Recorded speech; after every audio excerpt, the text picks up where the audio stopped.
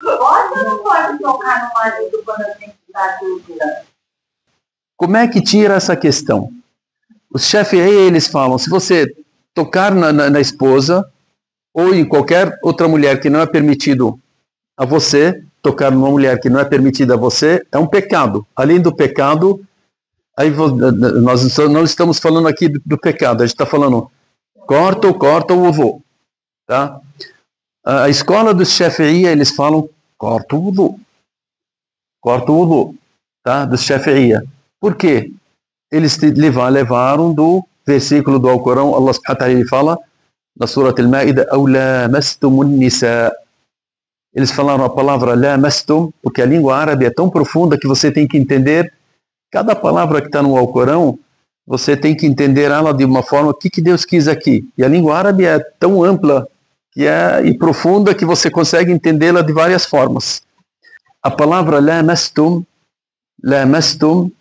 em língua árabe você fala lamastu, eu passei a mão, né?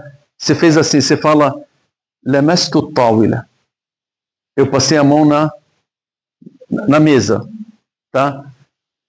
É entendido isso na palavra lamastum? Sim. E tem outro entendimento da palavra lamastum, vocês tiveram relações com as esposas.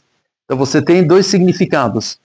Ou você teve relação com a esposa, lamastum, ela significa isso, ou você tocou, lamastum também ela significa isso. Os Shafi'i levaram no lado do que, não, lamastum, que você tocou. Então você já tem que se banhar, ou tem que fazer o wudu. Os Ahnaf, eles falaram não, porque tem o hadith, eles entenderam esse versículo como ter relação e não tocar. E eles tiveram outros hadith que falam somente na questão de tocar, tal, o profeta Muhammad a.s. Nós vamos falar, inclusive, dentre os versículos que a gente vai explicar como é que era a casa do profeta Muhammad a.s. com as suas esposas, que o profeta Muhammad a.s., a Aisha, ela disse, passou para nós os ensinamentos que ela teve junto com o profeta Muhammad a.s.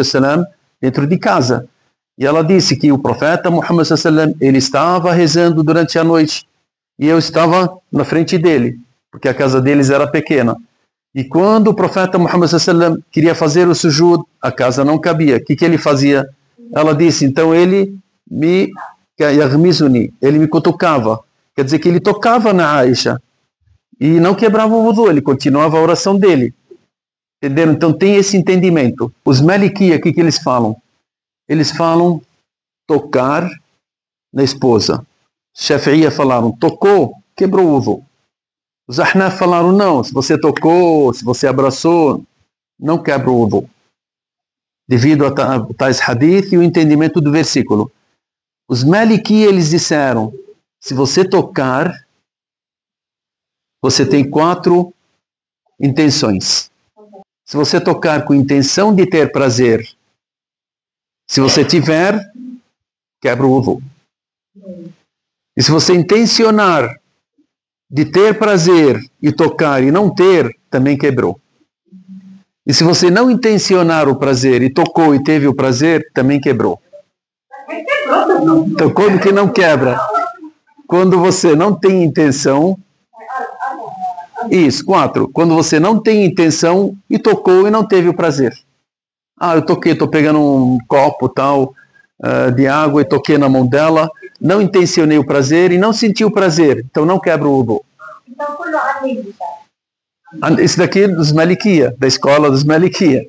Entenderam? Não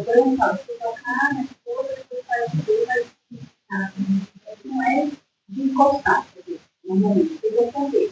Você tem a relação, aí tem dois botões todas e ele continua rezando.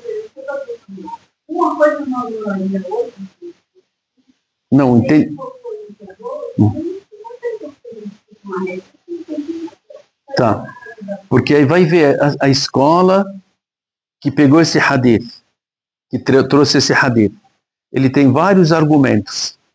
O primeiro argumento, ele fala, esse hadith é autêntico? Eu só levo em relação ao hadith autêntico. Se for autêntico, essa não é uma questão específica do profeta Muhammad sallallahu alaihi wasallam.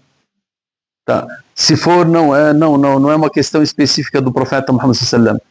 Será que o profeta Muhammad sallallahu alaihi wasallam não beliscou ela e a roupa estava em cima dela? Tá, então eles começam a supor. Tá? E a outra escola, por isso que a gente fala, quando tem escolas, grandes sábios discutindo uma regra, eles colocam todas as suposições que talvez a gente não entenda. Eu vou dar um exemplo. Tem um hadith do profeta Muhammad sallallahu alaihi wasallam que fala: Ya Aba Umair, ma fa'ala an-Nughayr.